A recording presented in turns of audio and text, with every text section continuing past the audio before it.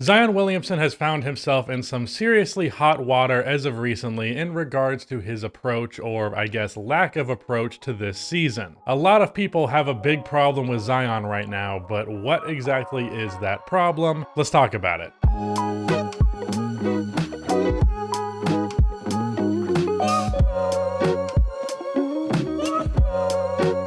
Real quick before I dive into this topic, if you are new here and you end up enjoying this video, then please subscribe for more NBA content. Also drop a like on this video, only takes 1 second and it makes a huge difference in terms of how this video performs. With that said, let's talk about Zion. Where this conversation really started to pick up steam was with the Pelicans trading for CJ McCollum at the trade deadline. After this addition was made, according to CJ, he was not contacted by Zion, and the radio silence continued to persist up until very recently. And the general consensus on the fact that these conversations were finally had was that Zion only reached out after there was public pressure for him to do so. But today, at the time of recording this video will be going up tomorrow, there is a clip from ESPN that has gone viral where JJ Redick and Zion's former teammate said this. I wasn't the best player on any team I was on. But if there was a buyout possibility, if there was a trade possibility, I would always reach out to team. I called Ersan Ilyasova, I called Marco, I called Wes Matthews trying to get him to come to Philly. Like, this just shows a complete lack of investment in your team, in the organization, in the city. I get that he's hurt and away from the team, but you just traded for one of the 50 best players in the league.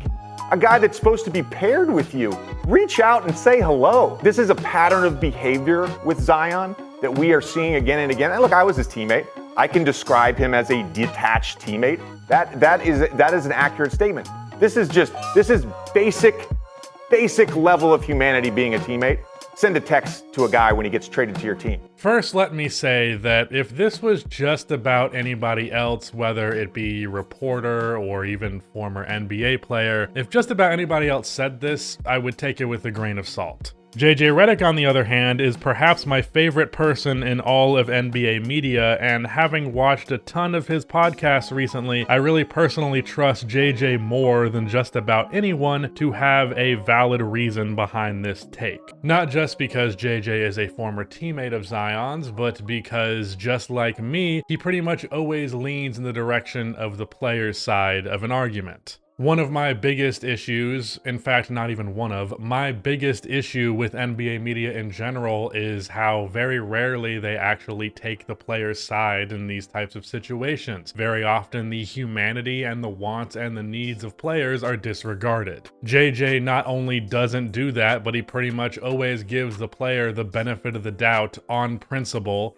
as do I. Not to mention, JJ has beef with David Griffin, the Pelicans GM. He talks shit about him all the time. It's kind of hilarious. And JJ is a former Duke player who talks about the brotherhood and the care for former and current players. He talked about that a good bit on his podcast with Jason Tatum. If anybody was going to take Zion's side here, it was going to be the Duke player, Pelicans front office hater, pro player guy, and former teammate of his. And yet, JJ goes in on Zion for his lack of conversation with CJ McCollum.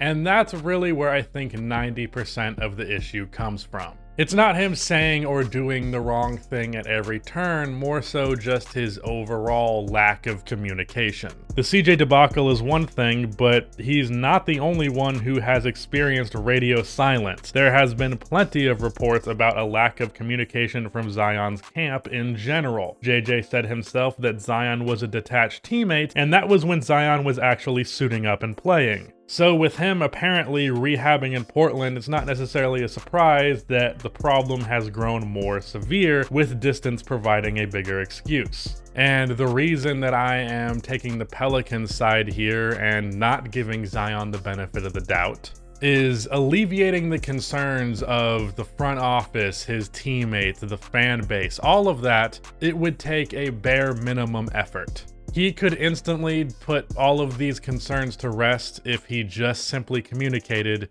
but he has not done that bare minimum. And I think it's pretty clear at this point that the reason for this is that he does not want to be in New Orleans. His approach to the fact that he doesn't want to be there has essentially been creating as many question marks as possible. Make your commitment, your health, your relationship with the team, your relationship with the front office, your relationship with your teammates, make all of that a big old question mark. I'm not saying that every angle of this is intentional, like it was some 1 million IQ, 5 steps ahead planned thing, like it's some giant conspiracy. But Zion is actively allowing these questions to exist, and whether that was intentional from the beginning or not, I don't think he has taken enough issue with that result to suggest he wants to be there. I know for a fact he does not take issue with all this questioning, because if he did, again, he would make the bare minimum effort to make his position clear. So at this point, I don't think it's a matter of speculation. He might not have directly said that he wants out of New Orleans, but he has done literally anything else possible to communicate that outside of saying it straight up.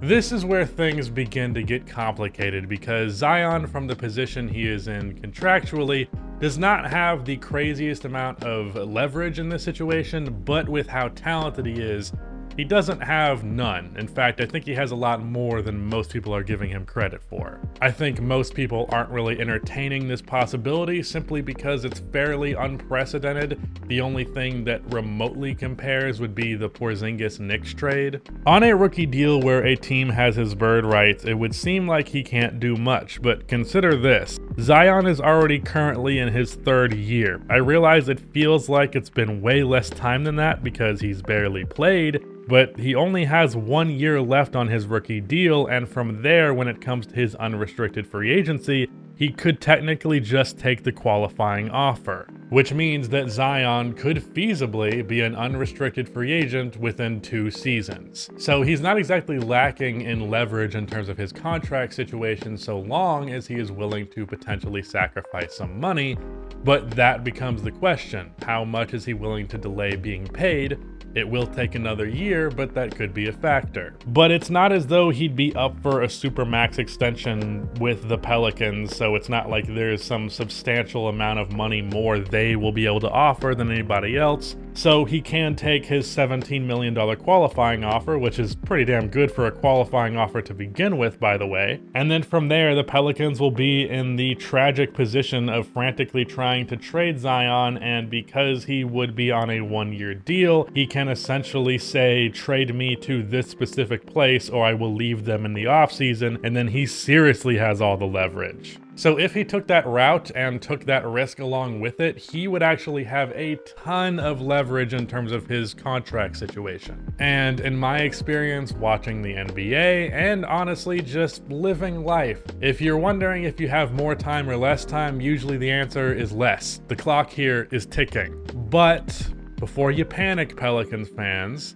this willingness to take the qualifying offer is a big question mark because of Zion's injury history. How much money is he willing to risk to get out of New Orleans? What if over the next 2.5 seasons he sustains an injury that is so severe that teams aren't willing to give him a max deal? Or what if he barely plays in all that time and that results in teams hesitant to pay him, injury or no? That concern will always exist with Zion, especially as he goes out of his way to fan the flames of those concerns by not rehabbing properly and being non-transparent with his progress. So we essentially have a game of chicken between the Pelicans and Zion right now in terms of what he does contractually. But then that brings us to the next part of this ordeal.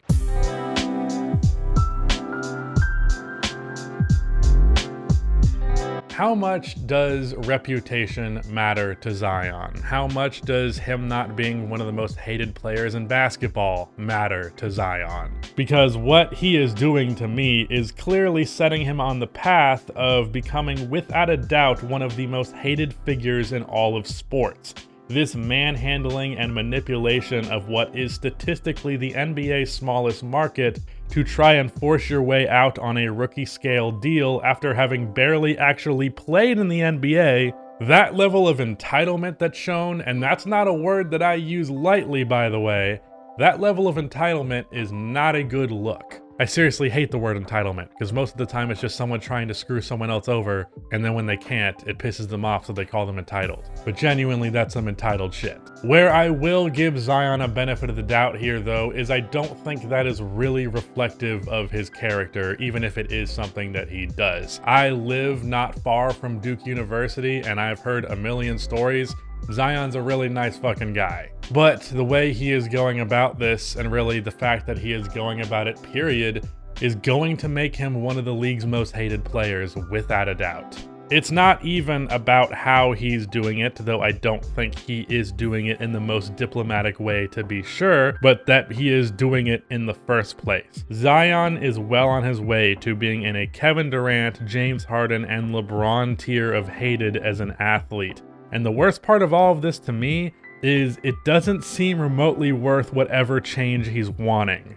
Maybe I'm missing something here because I'm obviously not directly in Zion's shoes, but what is it that is so awful about the Pelicans situation that it is worth all of this? What is so bad that it's worth putting tens of $millions potentially at risk, maybe even hundreds of millions? Tarnishing your reputation, having to deal with an overwhelming wave of hate. Is it really fucking worth it? I don't get it. The Pelicans have an all-star level talent to pair with Zion right now, not to mention two other really good borderline star players with CJ and Valanciunas. Is David Griffin a little weird? Yeah. Did they fuck up with Lonzo? Absolutely.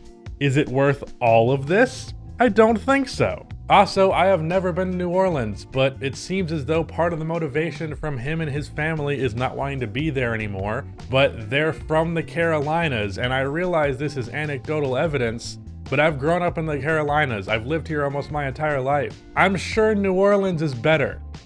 There's nothing special here, if that's what you're comparing it to. As someone who is really huge on player empowerment and all of that stuff, as someone who's almost always going to take the player's side, my camera died, but I'm just gonna keep rolling. I really can't endorse this. At least give the Pelicans a chance, for God's sakes. So yeah, that is the Zion Williamson problem. Shout out to Rudy for editing this video, but that is the end of this video. Please be sure to like and subscribe for more NBA content like this, and cue the outro music.